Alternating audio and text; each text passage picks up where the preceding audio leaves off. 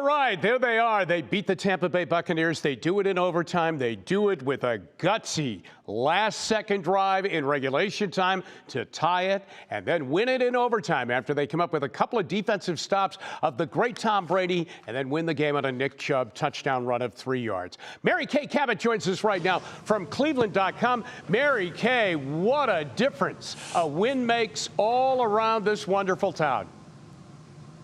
It really does. I mean, that infused new hope into the Cleveland Browns. These players are talking about running the table, finishing it out strong, winning these final 6 games, and having a chance to go to the playoffs. They would not have been able to say that, so it was good times had by all. Yes, it was, no doubt about it, and deservedly so. Jacoby Brissett hands over the reins to Deshaun Watson, but before he does that, he goes out a winner. I would say, and I'm interested to get your reaction, to Jacoby Brissett, I would say to him, Jacoby, a job well done through the 11 games. Absolutely 100%. Jacoby Brissett did his part. If other aspects of the team would have done the same, such as the special teams and the defense throughout these whole entire 11 games, they would be handing over a bona fide playoff contender to Deshaun Watson. But you can honestly say that Jacoby pulled his weight. He did more than was expected of him, and I think they should have at least 6 victories right now. Yeah, I agree with you, and boy, they would be in a great situation right now if they had gotten there with the 2 more wins and get to 6. Finally, Mary Kay, and really for the first time since they beat Cincinnati, that Browns defense really showed up. It really did. I mean, they got really big plays from some of their best players, and then also rookie cornerback Martin Emerson. He completely shut down a 3-time or 4-time Pro Bowl receiver in Mike Evans, not allowing him any of the 7 targets when Martin was covering him. That was amazing. Myles Garrett came up really, really big after some tough talk during the week about really calling out the defense for not getting turnovers and things like that. So he came up big. At the end of regulation, he came up big in overtime, and that was just huge. And I think the defense is here to stay now. Boy, I hope so. All right, let's get to the big story. We really have opening day. There's a second season, and it begins this Sunday in Houston against the 1-win Texans because Deshaun Watson is back. Mary Kay, I look at it as a couple of stories. There's the football side. How's he going to play? He hasn't played in an eternity. But the other side is the reception he's going to get in Houston, and how is he going to handle that?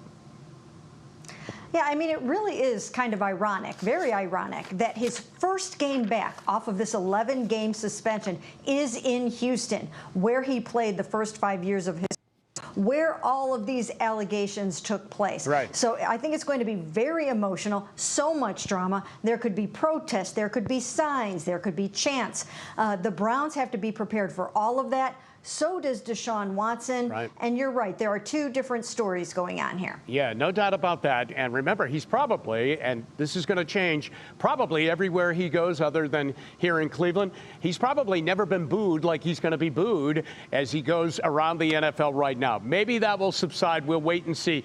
To the football side, Mary Kay, what difference will he make in his style of play? You know, I think really it will be the explosive passing game. They've relied so much on the run, especially for scoring touchdowns so far this season. And there have been times where if they take that run away, the offense just kind of stalls. Right. Even yesterday, they went 8 straight possessions without scoring any points. I think those days are going to be over. I think Deshaun is going to be very explosive, high octane with this passing game. I think some of those catches that you saw yesterday, including the great one by Amari Cooper and the one by Njoku in the back of the end zone, I think there will be more of that. I actually think that David Njoku is a player who will benefit tremendously from having Deshaun Watson back. Kevin Stefanski and the way he calls a game. I would imagine he called a game, one way for Jacoby Brissett, and he'll probably call a different game, don't you think, beginning Sunday with Watson? Yes, I think so. And, in the offseason, he spent time talking to people who have coached Deshaun Watson. They did a lot of due diligence.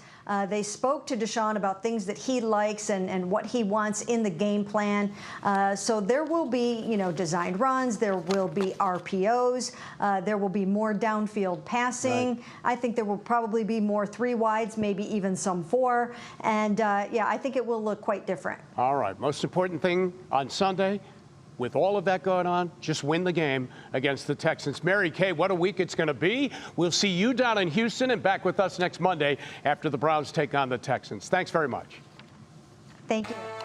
And we'll be on the road with the Browns in Houston this weekend. We'll get your reaction from the fans to the action on the football field. I'll be there, of course. And 3 News' Neil Fisher will be with me. He'll have live reports from Houston all weekend long. It's quite a story. And with that, we invite you to send in your Browns questions for this week's Hey Jimmy segment. Text those questions with the phrase Hey Jimmy to 216-344-3300. Remember, that is a text, not a telephone call. Don't forget, include your name, where you're writing to me from, and I'll answer a few of those questions coming up tomorrow. Lena. All right, thanks, Jimmy.